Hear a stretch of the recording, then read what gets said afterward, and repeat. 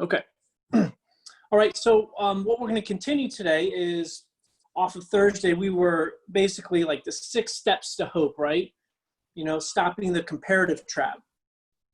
So, we ended on basically slow down, right? And slow down being, you're the soil, you're the nutrients in the soil. You can't plant the seed in the soil if it's not taken care of. Well, where I want to go today is go to 4, 5, and 6, and just kind of finish it off a little bit. And we've all have in our past, we all have things we've dealt with: relationship issues, work issues, people issues. And if we had thought of tending to the environment and those issues from the emotional and mental connection of that environment, and we were staying simple and consistent to those areas, though simple and consistent isn't sexy, and working on the emotional and mental connection isn't something that we've been taught to do, and it's something we have to consciously think of. But when we do that, the environment and around those areas work well, right? And it helps us move forward. So I ask you, how many more bricks do we really need to land on for us to really start noticing or doing the things that we need to do to change? Like we talk about it a lot. People understand it, but people are really still hesitant to do it because we look at this society where everything's a quick fix, and we don't put in the work and the time to think that things should grow the way they should and take the time they should. So, if I had to, sum up one thing is, how do people start getting to that? And that really gets me to vulnerability of, how does that line up? How does all these things line up with vulnerability? Well, the truth is we all have to go through our own muck and our own crap to get there. And we have to be able to face the things that we're saying to ourselves aren't going to be very nice. And we have to come to that realization, but we have to really look at that fear and face it. We have to understand that there's no quick fix, and we can't bypass the quick fix to get there. So if I'll tell someone, you can go ahead and try to plant your seed in a field of weeds and see how well it grows, because it won't, right? We need to eliminate the limits. We need to pluck all the weeds out and start fertilizing that soil a little bit. And the truth is, we just don't know when that's going to happen, right? And when we sit here and we tell these stories because there's truth to them. But, if I had to tell someone a health story and, just starting is overcoming a fear, well, let me just tell you, I went to the gym for the first time since March 13th. And, it was a little fearful for me too. I picked up a weight that should be super light, and boy, oh boy, it was like a mountain. But I eliminated my own limits. I thought about it. I reminded myself that I haven't been able to do this in a while, and it's going just like the flower going in the soil. It's going to take time again to build things back up to where they were, because one day when I'm back in the gym, everything's going to feel strong again. One day you're going to look and that flower's going to be blooming. One day you're going to look and you're going to understand that you actually like yourself for the first time. You're finally going to understand that you can deal with the fact that you wanted to kill yourself 3 weeks ago or 6 months ago or a year ago and be okay with that and be able to talk about that. Here's the thing that I think is really important. And I came to this myself with relationships. When you stop waiting for the flower to arrive, it's not sexy. It's not the sexy way to do it. It's not the way we're taught to do it. It's not the way society drives us to do it. But if I nourish the soil, the flower's going to show up, right? And I think that's in every aspect. Like we always want the perfect job or the job that we dream of, and we try to force it. There's a difference between forcing it and pursuing it, right? Pursuing it's doing the simple and consistent things every day that we want. If you want a relationship, the more I think about this aspect for single people, what we have done with dating apps and social media and the way we are supposed to meet people, that's a complete and utter force, I think. Though we could look at it as, how many no's am I going to get before I find the person I want to, hang out with and have a relationship with? But is there something to say of just doing the work on yourself and not forcing it, and the flower will bloom when it decides to bloom? Like, I'm really having a lot of language around that area right now, because the truth is people stay afraid, right? When we get pushed down this road, and there's really no tangible fear down the road, but we know we fear it.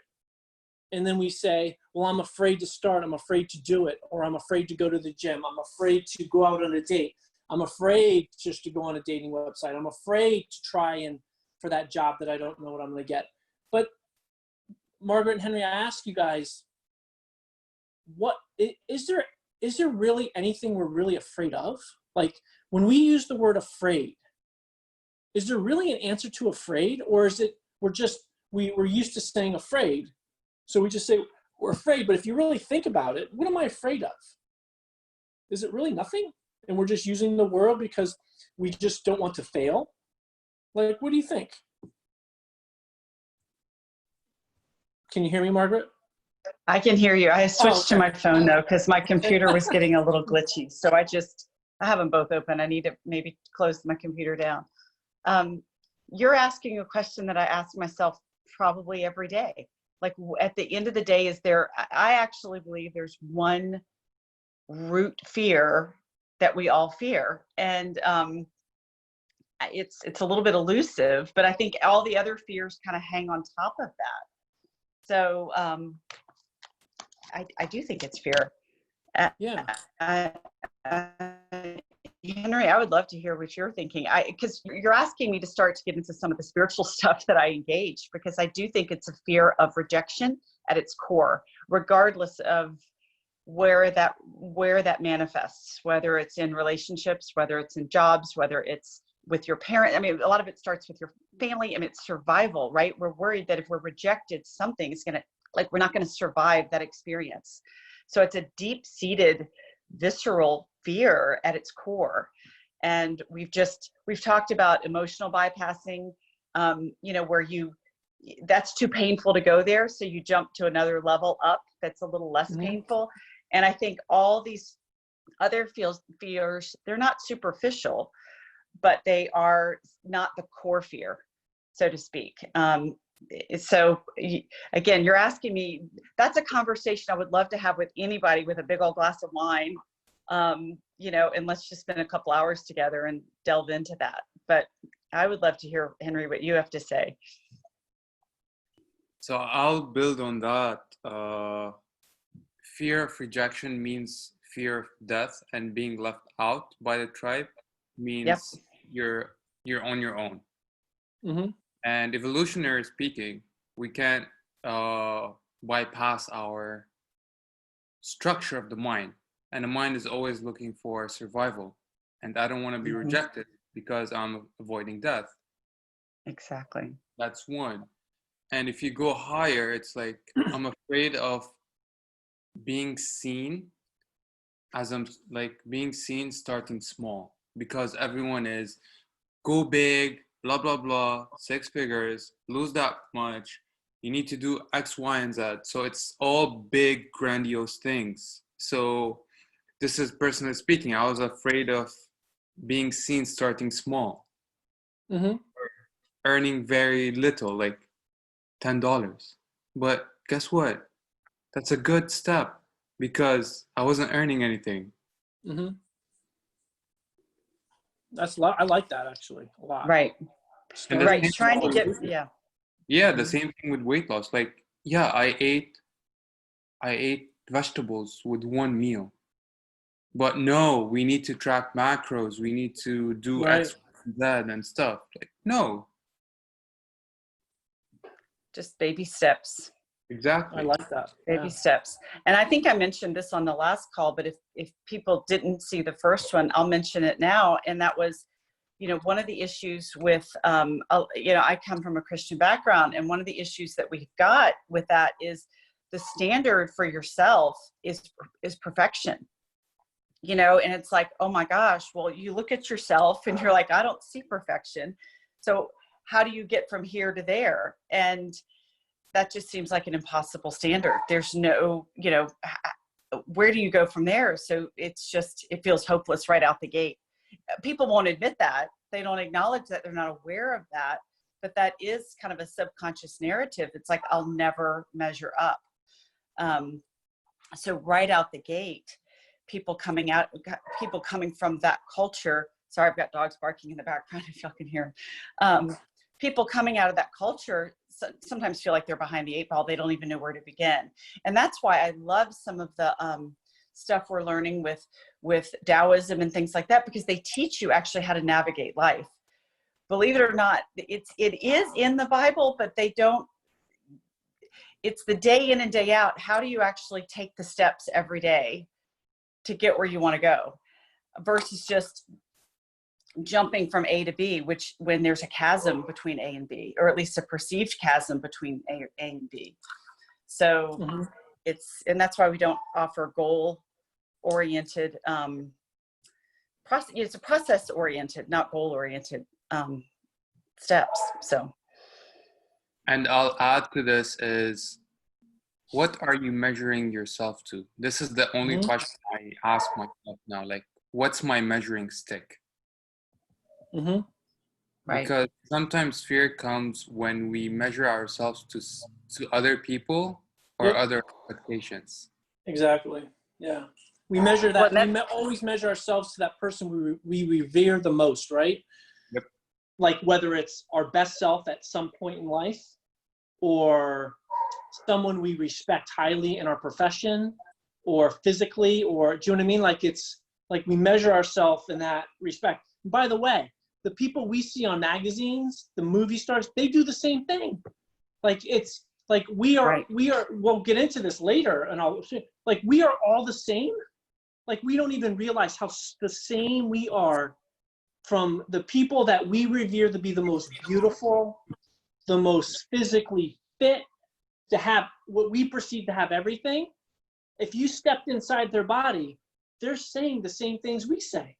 And I think that is, at its simplistic nature, that's why, like when I can talk to the famous people I've talked to and stuff, because I see them as a person. And, you guys just said some great stuff there.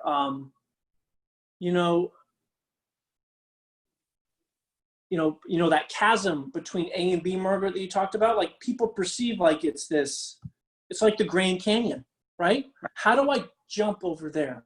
Like, how do I get there? Like they perceive it being this huge thing. And the simplistic nature of getting to A to B is actually so much easier than we perceive it to be. By the way, that 3-minute interchange by you two was brilliant. It was just brilliant. But but with all of that, we don't give ourselves the gift of time to get there. We don't give ourselves the gift of time to watch the flower grow. My parents have just a story, but I don't know if you guys know, but bamboo is like the worst weed you could ever have in your yard. We have it in our yard. We know. Okay. Yeah. And when my parents bought this house, this guy had planted bamboo on the one side. Well, if you don't know bamboo, like it can grow 14 feet in a week if it wants to, right? So literally, I've been there the last 3 weeks in a row. The first week, I was over there putting garbage away, and it was like this big out of the ground. The next week I came, it was 3 times the size of me in 1 week. And this week when I came, it only grew a little bit more, because you can see the differences in the color of the stalk. But we don't know what's going to happen. The point where you, Henry, you said, starting small, like just taking a first step with eating a vegetable, or someone going to gym and just going is a step. Or like I went and I lifted a third of what I left in March with. But I have released the expectation of what I should be and meet myself where I am today. Like that whole morning was like I was like, how far I've come and not beating myself up. Like it was, and to think what I've been able to do at home workout wise has been amazing, effort wise. But I felt like I haven't done anything in a year. But because I've stripped away that intention of expectation and self-judgment, it was really good for me. It was really, and by the way, I know I talk about relationships only because I have none right now, but I really am like, you know what? Stop forcing. Just Can I share a story? Yeah. I mean, I hope this is okay to share in the group, but I will. So I'm going to share the story of actually how I met Chris, because this is a perfect example. Do you mind if I share it? Please. Okay, because this is a perfect example of not forcing anything. So it was not quite 2 years ago, and I was actually supposed to be somewhere else. I was going to be an honored guest and speaker at an event, and everyone assumed, like, of course I would say yes. I was invited to participate. I was supposed to be, one of the leaders of this ceremony that this group was having. But a friend of mine was hosting a doctor friend of hers. And I just kind of, because I do these 4-pillar works, I didn't call it that at the time, but because I'd done the work of really learning to pay attention to myself and what am I saying to myself, intuition, what should I be doing? A friend was hosting an event on the exact same night. And I just said, you know what? I know I'm supposed to be over here. I just said, no, I actually need to go to my friend's house. Instead, it was a much smaller gathering. And people at this other event just assumed I declined because I was out of town or something big was going on. It's like, no, I'm just supposed to be there. But the reason I was supposed to be there is because I just had this knowing in me that I was supposed to meet somebody there. Didn't know who it was, didn't know anything about it. It's like, Margaret, you need to go over to this friend's house because you're going to meet somebody. I'm like, okay. So I get there, and it was, you remember this, right? Yeah. Okay. So anyway, I was part of the little group, and it was a presentation by this physician. And I asked a question about Lyme, and I think I asked a question about, how do you deal with it on this front? You deal with it physically, chemically, but what about energetically? And he gets up and he goes, I'm going to have Chris answer this question. And Chris had gone there with him, or at least somehow, I don't know exactly how you ended up there with him. You knew him. But as soon as you stood up to talk, this little voice in my head goes, by the way, that's the person you're supposed to meet. I'm like, oh, okay. I'm supposed to meet Chris. And you do your spiel. I don't even remember what all you talked about. Well, you talked about mindset stuff. And, but afterwards I was going to try to connect with you and I couldn't. And so long story short, I said, but I knew he was the person I was supposed to connect with. So I got your contact information from my friend and I reached out, and then I'll sort of say the rest is history, but there's another little story in there. I'll tell you that one maybe later. There was no striving. There was no pursuing. There was nothing. There was just a knowing, hey, go, because I was going with the flow. I was going with what my heart told me to do. And it just happened. And it was exactly what I needed. So I ended up hiring him as a mindset coach, and it was exactly what I needed. So even though I was doing a lot of this work on my own and had made tons of progress, he helped me get through a hump that had just been stuck honestly, for years. I don't know if I'd be in this house right now if I hadn't done that work. But that's an example of not striving, not pursuing, not forcing, just learning to trust yourself, which is a process, and then just trusting yourself. This is where I'm supposed to be. Okay. So even though the whole world said I was supposed to do it one way, I did it my own way. And however, 2 years later, not quite 2 years later, here we are. But and that's perfect because, the gift of time, right? Like not forcing time, not forcing what happens. Like we all romanticize like, Bill Gates, Steve Jobs, but we forget that they were in their garages separately, you know, working tirelessly on their life, their vision, just working simple and consistently every day, not knowing, right? And we, you know, we romanticize it in a 90-minute, 2-hour movie, and we think our life should be changed in 2 hours, right? For ourselves, you know, like we should be a billionaire what we're doing in 2 hours, but it took them 10, 15 years to get to where they are, right? That is, for all of you watching, like, we're going to be doing this forever, because where we are today, where Margaret is today, where Henry is today, if you can see the stuff we're doing and Henry's doing and where we're all going, I'm telling you, in a year, you're going to be blown. But how we're teaching, what we're teaching, how it's done, how we're talking, like, because we are going to grow, because to us, our seed is still germinating. Do you know what I mean? That, like, there's no, like, the flower grows, but it could grow and then it could develop other seeds. Like, there's so much to what we have, and our life is so short, but in the end compass, we can make it long, but we can make it full, right? You know, like my other business I have, like, right for the next 2 months, like, I'm unemployed, because that's just the nature of my business. But I know, because I have more time, I can fertilize my soil more here. And by the way, the pandemic has allowed that. I can grow more, I can do more. We all should think of that in the compass of what we want to accomplish, or the things that we want to do in our life, do them. And understand it's gonna take time, right? So that leads me to 4, right? We've talked about the threat bucket in our head. So I'm just going to change the name slightly just for the point of this. We need to start filling the right bucket in our head, number 4, okay? We have 2 buckets that we talk about.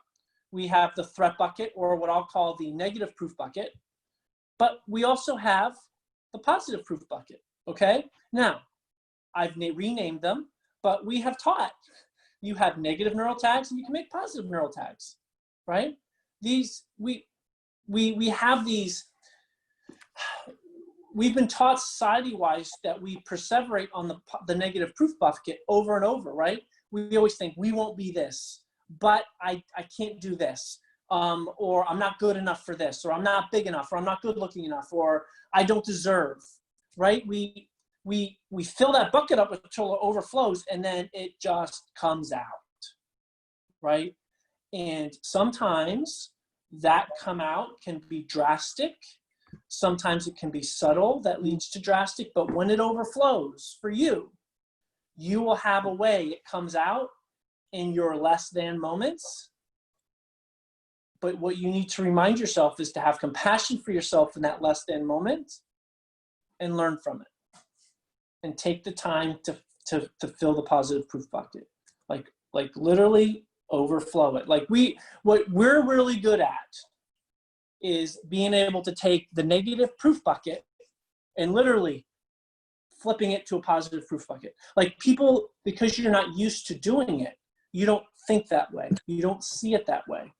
But when you get good at it, for every negative thing you put in your negative proof bucket, you can literally flip it, like Margaret just her phone, and put it in the positive proof bucket. Like, it's that good, you know. It's the next evolution, and it sounds so simplistic, but it is so hard when you haven't done it. Like, don't you get sick of talking to yourself that way throughout the day? I mean, I do. Like, I'm like, oh my God, I can't say that anymore. Like we have, this is, and I know this is an extrapolated way of saying count your wins, but it is. Like, it's that important in our life. And we can't emphasize that enough. And like, some of you may like watch a little bit, not watch once a month, and you're hearing the same thing, but there is a reason why we're saying the same things to you, right? There's a reason why we need to understand our language, right? There's a reason why when I went to the gym today, like, my entire mindset was as people who would go see me coming in on their first day. Like, I had to do it myself. I used to not be able to do that. Like I would go in there and throw it and then walk around crooked the rest of the day because I'd be so sore, right?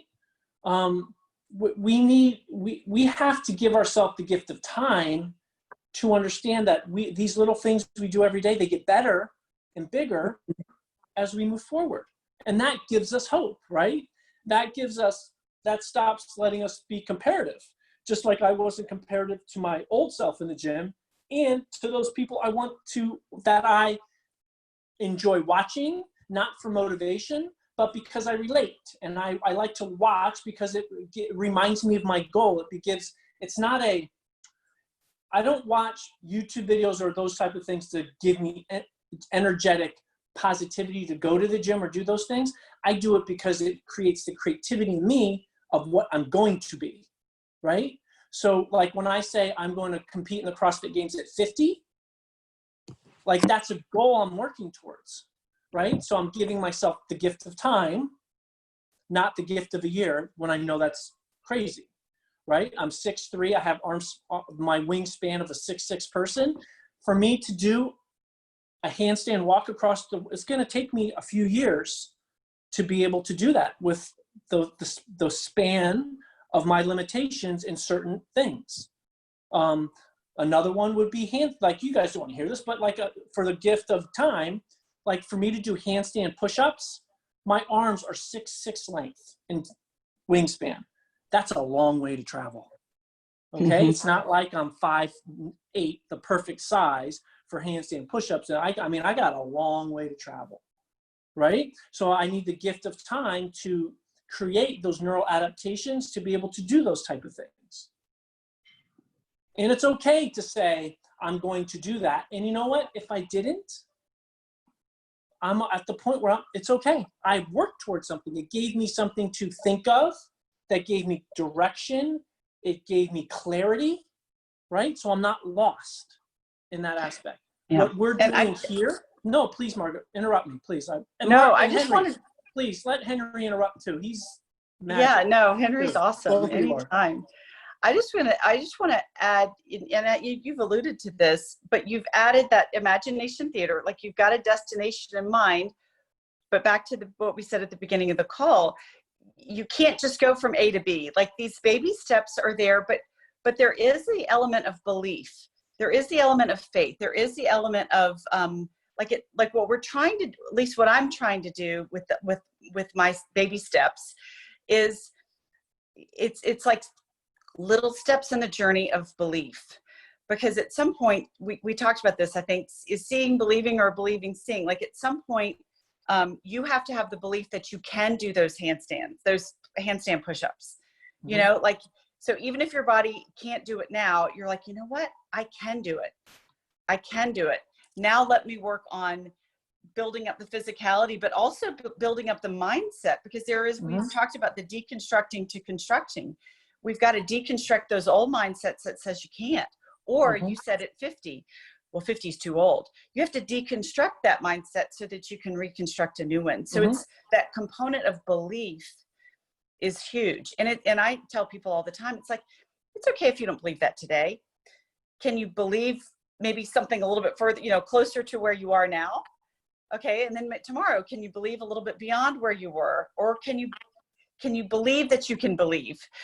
Just bring it back. But at some point, it's also about having that belief system, because when you believe it, we're talking about limitless. It's limitless when you believe it's limitless. Yep. So, and then you work towards that limitlessness, and however you want to define that. That's up to each one of us. Like we all have gifts, right? So if we use the example of me at 50 with the CrossFit Games, like I would blow the strength stuff out of the water because of my height and weight, because I have that neural adaptation. The gymnastic work is not in this repertoire. Like we all have our strengths and weaknesses, but I got to fix those. So I am nourishing the soil, literally. I have, just so you guys understand, if you hire a coach, a good coach has coaches, all right? A good life coach or a good mindset coach, okay, just so we're clear and we put this on the table, people, doesn't mean that we are perfect and we have our shit together. It means that I know what my shit is.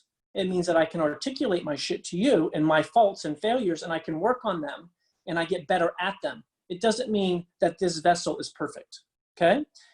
I have coaches. I have a mindset coach. I have a business coach. I have a mentor. I have friends who coach me like Margaret and Henry. I have a strength coach. I have a nutrition coach. And now I have someone programming my CrossFit stuff. So because if I want my net positive proof bucket to be full, I can't have my negative proof bucket overfilling by me second guessing things that I should farm out and have people who are better at it than me do it, so I can focus on nourishing the soil, right? So if you are, let me just take you, if you are going to be retired or are retired and you want a second career, like, you may need a coach to help you navigate that mindset that you can't have a second career because you just fulfilled a career. Like if you were in the military and you came out in your career and you want a second career, what do? I don't know anything. But you know lots of things. If you were in the CIA and you were, do whatever you guys do, you undercover, we don't know what you're supposed to do, and you come out. What do you do now? Like, oh my gosh, I can think of like a billion things for you to do. Like you need coaches to help bring that out of you, to give you the spark, the desire, the direction, the clarity to help you mold that and hold you accountable and make you believe and show you how you believe in yourself to do those things. Like, that's what we're talking about. And that kind of gets me to 5, which is perfect the way we've talked about this. And by the way, when we lead a lot of these conversations, we don't lead them to these things. They just lead because they really do flow. System versus social, right? I'm going to be brutally honest. And Henry said this before. Like, we don't want to be by ourselves, right? We want to be part of something, right? Being a part of something, being safe, feeling loved, being heard, like that is what drives our system, the 4 pillars, right? Having a coach teach you the 4 pillars is fantastic, and it has its own beauty. But to sometimes eliminate those limits and bring them out, the group scenario is magic. Like, and we're going to be doing some of this soon, very soon. And once we come out of isolation, for those of you in the area, Margaret and I are going to do things in-house where we're all together. But, the system we have is built on neuroscience. It's also built off a branch called social science. It's built off Buddhism, the Tao, and some spiritualism.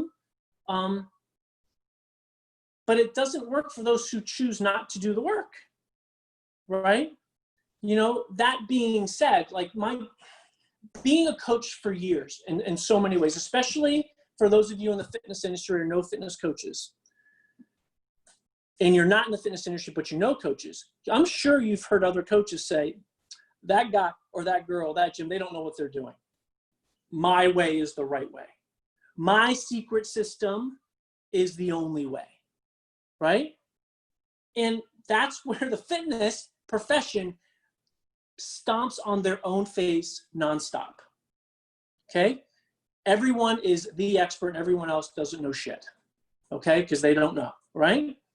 But if someone's going to change your life, there's no secret system. They should be giving that system for free, right? Because they're wanting to serve the better population, it's giving it for free. And you may say, well, if they give it free, how do they make money?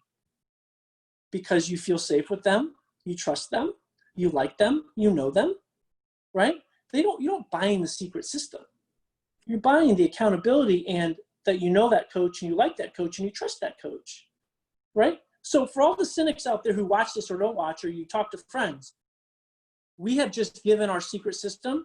I just looked at Margaret and I's numbers just on Meetup and Zoom. Our Zoom calls and Meetup meetings. Okay, not counting preparation, meetings or talking. We have done, I think, 47 hours now of free COVID relief talks. Okay, no, what? That's not true. It's more, because that's just the video count. That doesn't talk all the minutes after or before that we've done. Okay, so we're easily over 50 some hours just in that. Okay, now add in. And not every video was uploaded. Right. I don't know if you're counting just the videos, but not all of them were uploaded. So, well, Margaret, you just sounded like you had a bottle of Jack Daniels right there. Could you? maybe I did. I don't know. Hold on. Hilarious. It's You had a bottle of Jack Daniels and a whole bottle of Xanax all at once right there. all in one. Awesome. No, that would have been 30 years ago, not today. Yeah. Whatever, 25 years ago. But no, I said we probably did more than that because not every video was uploaded. That's true. That's right. That's actually right. Right. And so all the hours we put in writing for the website, I mean, just content alone, like because we believe in it so much, but we understand for you to feel safe, for you to open up and use the stuff, we understand that the soil needs to be fertile. And we understand that it's not where we want it to be or the engagement or that. And we're okay with that.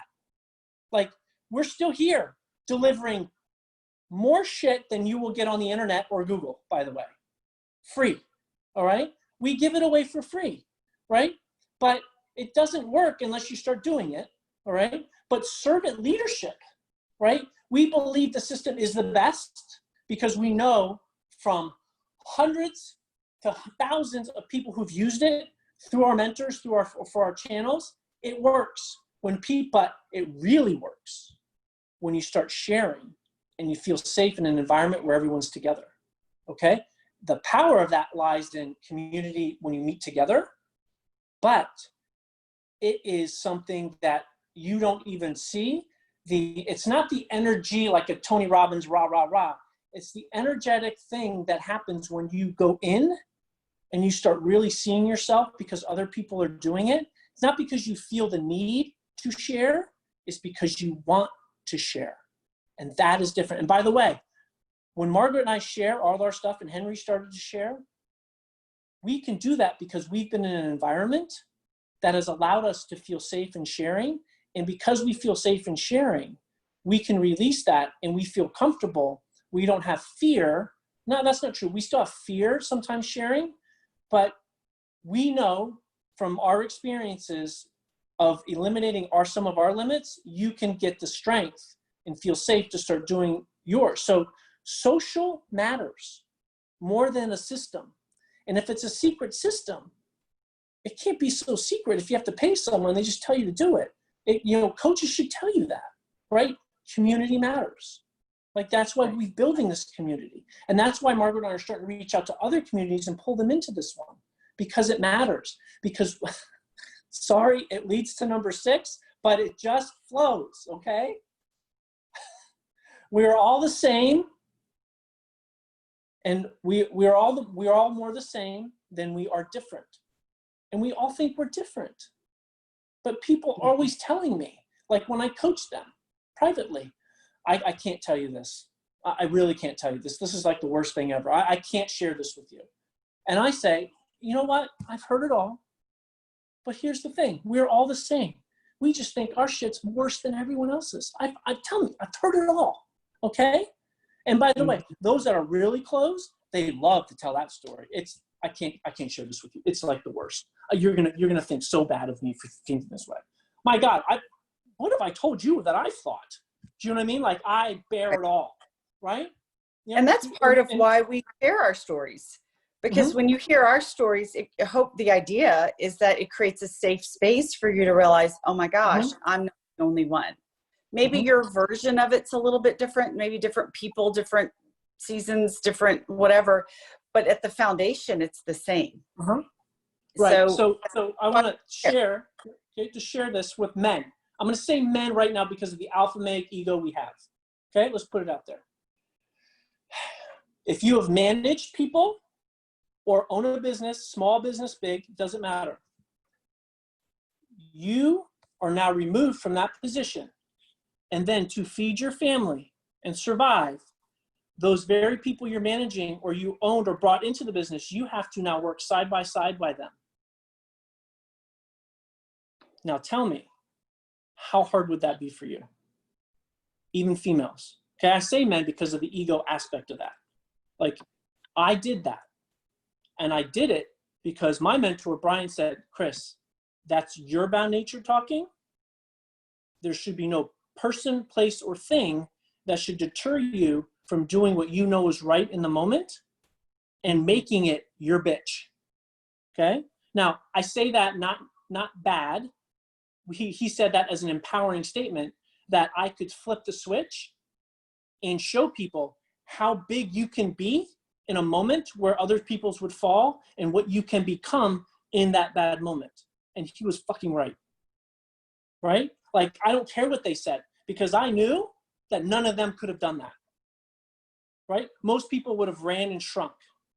But because of this stuff, I was able to do that and ascend. I played the game. People revered me for it. And I've overcome, and I'm 10 times further than I would have ever been. It was the best thing that ever happened with me, especially since COVID happened. Because if I was still owning that business in COVID, I would be trying to reinvent it, and I would still be fighting with other people to reinvent the business, right? You know, what the core of everything that we desire in life comes down to this. We talked about fear and being afraid, but we all want to feel safe. We all want to be accepted, and we all want to be seen for who we are because we're all the same more than we are different, right? And through all of it, we want to feel good. We want to feel good about our life. We want to feel good about our direction, and we want to feel good about ourselves. That is everyone, every single person. And when we don't do that and we get ourselves isolated and we listen to our own thoughts, we react and we let it out in a way that we don't like and we get embarrassed about. We have defense mechanisms that are in place. But at the heart of it all, we all do that in our own way. Maybe not your way, that way, but our own way. So you can have compassion for the way someone else does it. But at the heart of it all, we're all the same. And that is empowering to have hope because we can all deal with the same thing because we're all the same. We just have steps that we need to go through. My steps, unfortunately, when I deal with stuff, they're a little slower than others because I like to go in and work them through depending on the depth of which they're at. That's just how I do it. So when someone gets mad at me for that, I don't get upset because I understand how I can be perceived. I say that story. Listen, I understand you're upset at me or X, but I have my steps to go through just like you do. Okay? I don't judge you, don't judge me. Right? We don't want to get into that place. We all want to feel safe. And when we feel safe, we can converse and we can go through that. We're all the same. We all want to be heard. We all want to be better. And I want to jump in here for a minute just to add to it. Chris said we want to feel accepted. We want to feel safe. We want to be seen for who we are. And in my personal experience, we have to do that for ourselves first. And that's why this work is doing this on yourself. Because if you aren't feeling accepted by someone else, I would win this bet every time, but I would bet you it's because you're actually not accepted. There's a part of you not accepting yourself. If you don't feel safe externally, there's a part of you, it's because there's a part of you that's not safe for yourself. If you're not feeling seen for who you are, it's because there's a part of you that's not seeing yourself for who you are and not valuing yourself. So that's why we tell you, you have to do this work on yourself. But to the degree that you do it on yourself is the degree that you'll be able to do it for other people. And it starts and stops with, honestly, with you inside. Like this fear of rejection that we talked about, and where are you rejecting yourself? Like those are the questions we want you to get to. Not in the beginning. We don't expect you to get there, but if you stay on this journey, you will get to a place where you're realizing, oh my gosh, this is what's going on inside. And it has to come out. At the beginning of the call, I think you talked about that. At some point, this journey has to be inward and to get that stuff out. because then that's when that flow happens. Because there really is something amazing and beautiful inside each one of us. And to the degree that you can see it in yourself, it's effortless to start seeing it in other people. Because we're our own worst critics. So if you can start to see what's in you, you just by default, it's like you realize it's in other people. I don't know. At least that's my experience in the people I've been working with. That's what we end up finding out. Now, again, you don't start out there. You just start out, hey, let's start counting your wins. What language is going on in my head? Just start there but stick with it, because that's where this is headed. Yeah, we say many times, right, Margaret, trust the process. Trust the process, right? Because then once you start accepting yourself, you can tell anybody anything, because you're not worried about their rejection, because there's an anchor inside of you. There's a foundation that you're standing on that can't be shaken, because you're accepting yourself, because it's not what other people think about you. It's what are you believing what they're saying about you? Because that's, if other people are rejecting you, but you don't reject you, it'll just flow right over you, and it won't even be a problem. But the problem is when it sticks. And so the way to ensure it doesn't stick is to get that. We've talked about self-love. We've talked about, well, I guess we called it self-like at one point, but those things are hugely important, because that's when you get that unshakable foundation in your life, is when you get it anchored in you. You're not looking to the externals to be safe. Like they don't even have to be safe necessarily.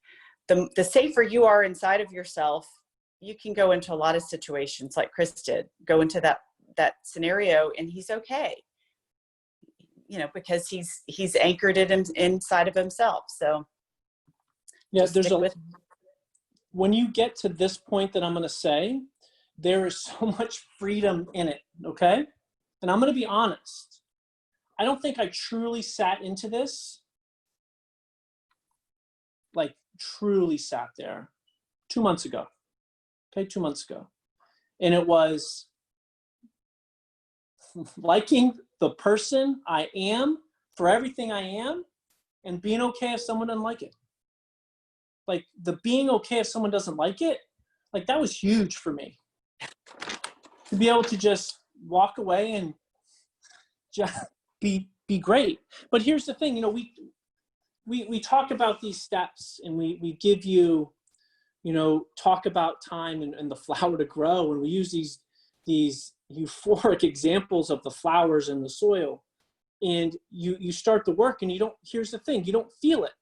But again, that's why we repeat. It takes time. That's why you have to ride the bicycle backwards for so long. Like we have a system. We know where you're going. Okay. When we say you'll be able to see people better than they see themselves, it takes time. And when that time happens, it'll happen. But you have to do the work. But here's what I like to tell people right off the bat. Where are you going to be in 6 months if you don't start now? Or a year? How much ground will you lose doing simple 10 to 15 minutes of work a day? And by the way, you waste more time on our phone and some app. And by the way, an app's coming very soon for this. Like soon. Like at the blink of an eye, we're going to have it. I think September. I think is when it's coming. But what could you be and be doing and achieving just by going on the Facebook page and putting in your wins in language? Like that simple. Like that's how powerful they are.